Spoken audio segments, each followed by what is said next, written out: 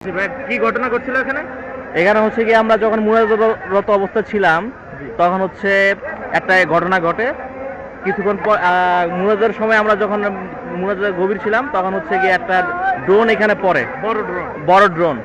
এখন মানুষ তো এই বিষয়টা বুঝতে পারে নাই, ড্রোন থাকবে হচ্ছে একটা লিমিটের উপরে, কিন্তু এই জিনিসটা নিচে নামার পরে মানুষ এটা ধরতে পারে নাই। ওনারা সেন্টিমেন্ট হয়ে গেছে, ওনারা স্পট আউট হয়ে গেছে। তো পরে হচ্ছে গিয়ে না বুঝার আগে সবাই দৌড়াদৌড়ি শুরু করছে, ঠিক আছে, ছোটাছুটি হয়েছে, অনেকে ইনজুর হয়েছে এখানে। তো এই বিষয়টাই আসলে প্রশাসনের দৃষ্টি আকর্ষণ করতেছি। ড্রোন হচ্ছে একটা লিমিটের উপর পর্যন্ত চালাতে হয়, ঠিক আছে, কিন্তু এতটুকু নিচে নামবে কেন? আর এইরকম সেন্টিমেন্ট মুহূর্তে, এমন ইমোশনাল মুহূর্তে কেন এই ঘটনাটা ঘটলো? এটা খতিয়ে দেখার আমি জোরদার দাবি জানাচ্ছি। এটা খতিয়ে দেখতে হবে কেন এই ঘটনাগুলো ঘটলো আর এই সময় কেন ঘটলো। মুনাজাতের অবস্থায় এক্সাক্ট মুনাজাতের সময়, ঠিক আছে, মুনাজাতের সময় যখন একদম পুরো পিক পয়েন্টে, শেষ পয়েন্টে, যখন মানে মানুষ কান্নাকাটির মধ্যে, ইমোশনাল মুহূর্তে এই ঘটনাটা ঘটছে। আর যেহেতু আমি এখানে আরেকটা কথা বলতে চাই, এটা একটা সেন্সিটিভ বিষয়, ড্রোন অপারেটরের একটা বিষয়। ড্রোন থাকবে হচ্ছে উপরে, একটা লিমিটের উপরে থাকতে হবে। এটা কেন এত নিচে নামলো? আর হচ্ছে ড্রোন অপারেটর এই কি এখানে সীমাবদ্ধতা আছে, এটা খতিয়ে দেখার আমি আহ্বান জানাচ্ছি।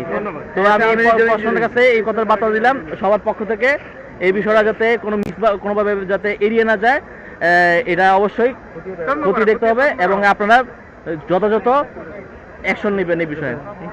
ঠিক আছে, ধন্যবাদ।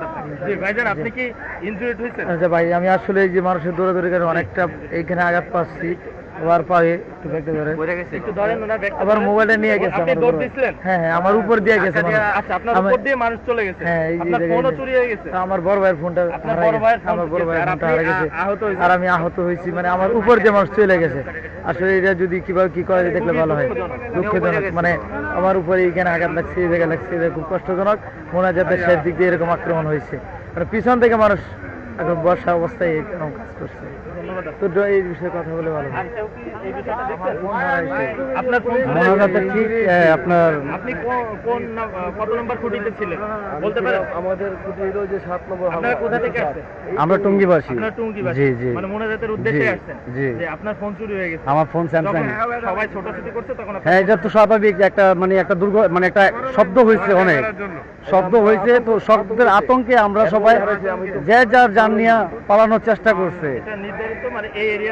হ্যাঁ, কিন্তু আমরা পরে যেটা জানতে পারছি, যে কিসের ড্রোন মানে এখানে অবজারভেশন করতেছে, এটা আমরা বুঝতে পারি নাই। এখন এটা যদি ড্রোন হয়ে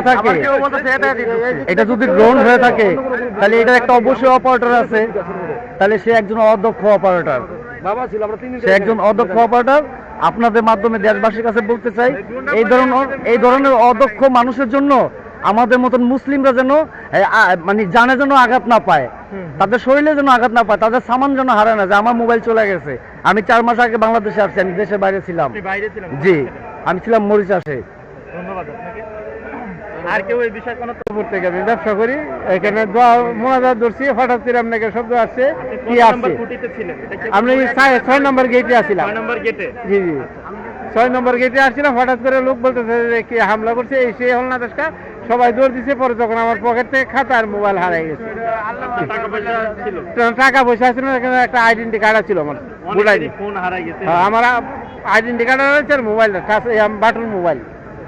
আচ্ছা আচ্ছা, ঠিক আছে, এই জন্য আসছি। পঙ্গু ছেলে, হ্যাঁ, মানে একটু পশ্চিম পাশে মানে আরেকটা কাফেলা ছিল, হেডের সাথে মানে ওনা ইয়েতে যাবো 40 দিনের জন্য যাওয়ার জন্য ছুটেছে আর কি, মানে আমার সাইডে গিয়ে।